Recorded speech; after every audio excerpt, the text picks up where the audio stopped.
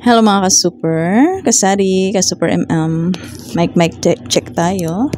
Good evening, magandang gabi, maupay na gabi, time check tayo ay 11:10 PM na.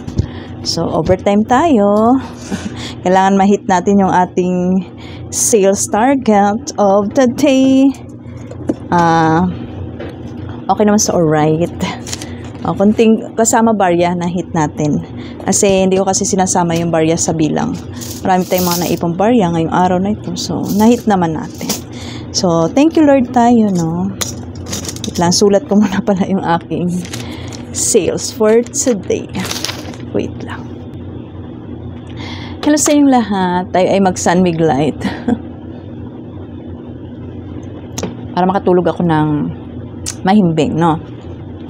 So ngayon, yaw-yawan time muna tayo bago tayo matulog. Bago tayo gumarahin, no? Kasi dami na naman nagpi-PM kay Madam ST. Nagko-comment kasi nga 'di ba, meron tayong Super A. Mula-mula pa naman, dami na nilang comment. Ngayon ko lang 'to nabigyan ng time kasi busy kasi ako sa araw. Alam niyo 'yun. Yung araw ko, ang dami-dami kong ginagawa sa araw. Order, nag-check sa mga supplier, sa mga app, mga ganun tulad nito. May mga bagong sinulat na naman si Super A. So, ngayon sana, i-order ko sana to kaso medyo late na, kailangan ko na matulog. Tapos, nagigising pa tayo ng 6 AM, nakakatulog na tayo mga 12:30 o ilang oras na lang yung. Kaya sa umaga talaga, pag may chance, umiidlip ako, pero hindi naman ganun katodo-todo. Kasi syempre, kahit may Super A tayo, hindi naman natin pwedeng hayaan sa kanila, sa kanya yung ating tindahan. Dapat nandyan din tayo kung tumin. Pag marami ng tao, dapat mag-assist pag may mga customer kasi ayoko yung nararatel si Super A kasi syempre pag naratel ka, doon na yung magkakamali sa pagsukli, pagbigay. So dapat pag alam ko maraming tao, labas agad ako niyan. So nandun lang ako sa loob niyan, may ginagawa, nagpa-pricing, nagche-check ng mga price, mga ganon.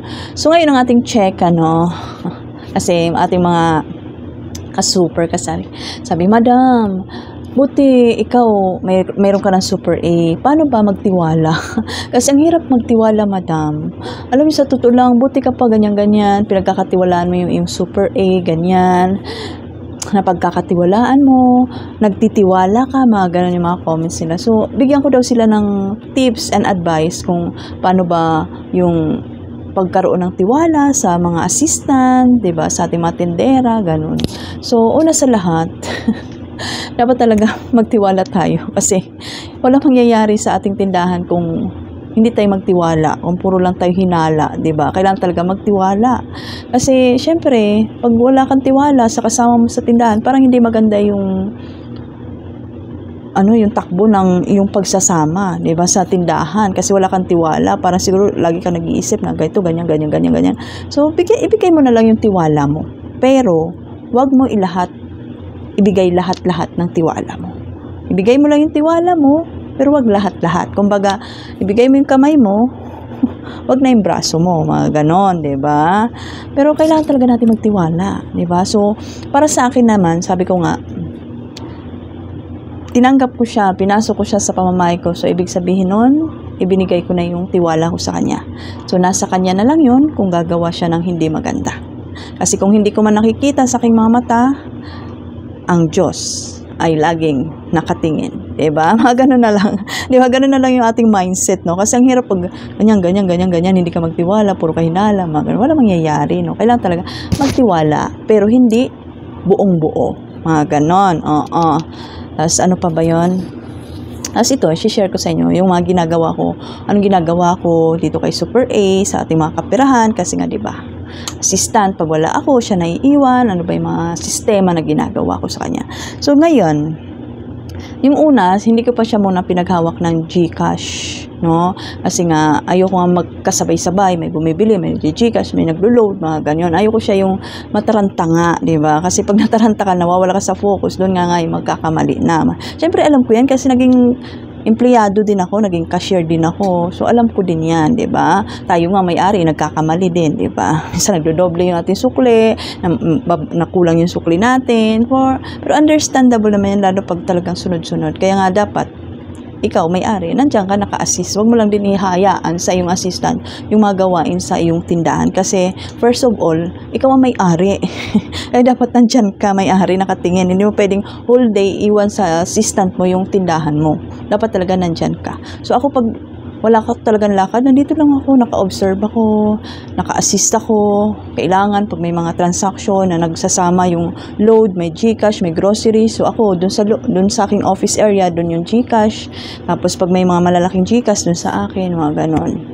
So ngayon, ang ginagawa ko, no, kasi ganitong closing time na ako, talagang kasi kinabukasan, pag pinubuksan ko lang yung gate, pagpasok ni Super A ng 6, siya na bahala nun kasi babalik ako ng tulog, no? Kasi 5 hours lang yung tutulog ko. Sabi ko, i-continue ko, maka 6 hours man lang ako, mga 7 hours, pero hindi nangyayari yun kasi syempre may mga lumadating na mga transaction. So ngayon, ang ginagawa ko, nag-iwan na ako dito ng cash fund, cash float niya.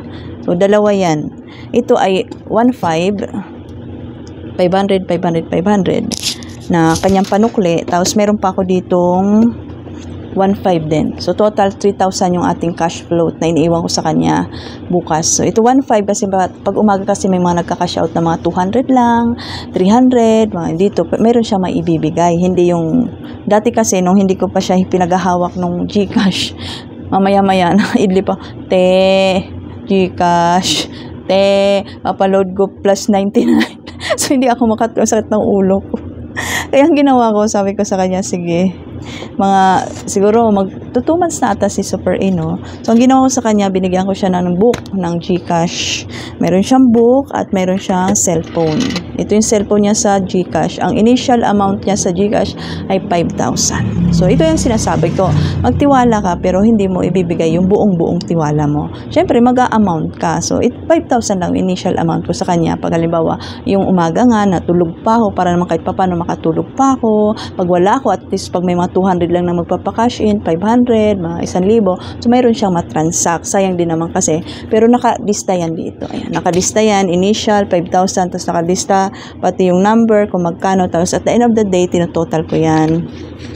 Tapos pati load, mga ganun. Kasi di ba yung load, hindi naman lahat nasa retailer. Yung iba nasa GCash, mga Go Extra 99, mga ganun. Kaya, yung sa pag ganun, gigisingin po, anak ng tete. Kaya, sabi ko sa kanya yan, binigyan ko siya ng initial amount sa GCash ng 5,000. Kasi dalawa naman yung account ko ng GCash. So, yung isang GCash, inano ko sa kanya. Tapos yung pinaka-main GCash account ko sa akin yun. Pag may mga nagpapakash in ng mga 5,000, 10,000, papakash out, sa akin naman yun. Ito lahat to, yung 5,000 ay cash in lang at saka load. Ang cash out dun sa isa kong number para nakikita ko na may pumasok bago ibigay yung pera. Mga ganon, diba? So, yan na yan. Nandyan na yan. May notebook, may cellphone. Iwan ko na yan sa kanya kinabukasan. So, Super A naman madali siyang makakatch up na mga bagay-bagay, no? Very good siya dyan. So, tsaka din niya magsulat para sa gabi, check ko na lang. Tapos, yung mga nagbabayad din ng mga GCash payment, so sinusulat din niya dito. Tapos sa gabi, check ko na lang din yan. Ganyan. Tapos, meron kami din mga isang notebook dito, na pag wala ako, halimbawa wala akong iniwan sa kanyang pambayad, may mga dumating na delivery, halimbawa mga ice cube, tubig, mga 100 lang naman yun, 160. So, kukuha na lang siya sa benta, ibabayad niya, pero naka-note dito yan. Kasi nga, sa gabi ay isasama ko yan as utang yan. Ganon yung aking ginagawa, no? So, ngayon kasi medyo tumatagal. Siyempre sa start, hindi pa ganun-ganun talaga na ipagkatiwala mo. Pagtiwalaan mo dito sa tindahan, pero yung pagdating sa minsan paghawak ng pera na, 'di ba? Siyempre, sa sabad tumatagal, nakikilala mo na rin, o di pwede naman pala pagkatiwalaan. So, ayan, binigay ko na para naman kahit papaano magaan ang buhay. Diba? Madali ang buhay natin. So, kahit paano, nakakaidlip ako. Pero pag may mga dumadating na talagang kailangan ako, edi nagigising na ako. Ganon. Diba? At saka hindi ko lang sa kanya ma-endorse ang pagpiprint. Kasi hindi na niya yun nandun sa loob. Hindi siya daw masyadong sa mga print. Xerox pwede pa. Pero yung print ako talaga yan. Kaya tete pa rin, print. Nakakaloka, no? So, yun lang yung aking ginagawa sa ating assistant, no, na kailangan talaga natin magtiwala kasi wala talaga mangyayari pag hindi tayo nagtiwala. Basta, ang lang talaga is andyan ka din. to check, to manage, to assist, ganyan. At ito pa pala, no, pag halimbawa sa pera naman, sa benta. So, ang ginagawa ko naman, halimbawa, mayroon na dito mga naipon na 3,000, 5,000. So, pinipick up ko na yan. Inukuha ko na yan. Nilalagay ko na dun sa aking drawer, sa aking cash box sa loob. Pero naka-note yan dito. Yan. Pag marami na yung benta, pag sabi ko, kunin ko na yung mga buo ha, ganyan. Kasi, isa din yan sa tips na huwag tayong maglalagay dito ng maraming buo. Kasama yan dun sa seminar namin sa Super MM kay Mary Mart na kung may halimbawa madami na yung benta mo, ang tawag dyan sa SM, pick up. Yung pick upin mo na. So, ginagawa ko yan pag halimbawa may 5,000 na dito. So, kailangan ko nang kunin yan at ilalagay ko na dun sa aking cash drawer. Ganun, para in case na may mawala man, hindi ganun kalaking laki. Ganon. Oo. Basta wag lang talagang maglagay ng super maraming pera sa tindahan mo, di ba? Mag-ano lang ng certain amount para yan. At saka naka-note lahat ng mga bagay-bagay. Ganon. Oo. Kasi walang mangyayari pag hindi tayo nagtiwala. Super A naman, pagdating sa trabaho, wala naman ako sa kanyang problema. Yan, dito. Basta sinasabi ko nga, binigay ko na sa kanya yung tiwala ko. Nasa kanya na lang yun kung gagawa siya ng hindi maganda. Basta ako, sa sarili ko, pinapakitaan ko siya na maganda. Hindi ako nagpapakita ng masama sa kanya. So, nasa kanya na lang yung kung gagawa pa siya ng hindi maganda. Basta, sabi ko nga, yung tiwala nandyan. Pero hindi totally buong buo. Siyempre, better safe than sorry. Diba? Ganun. Oo. Kaya, bilang isang may-ari na may assistant ka, dapat nandyan ka rin. Focus ka rin sa negosyo mo. Kasi, negosyo to. Sa'yo to. Tendera lang sila. Assistant lang sila. Ano man, ang dami siya mangyari. Sino ba nun?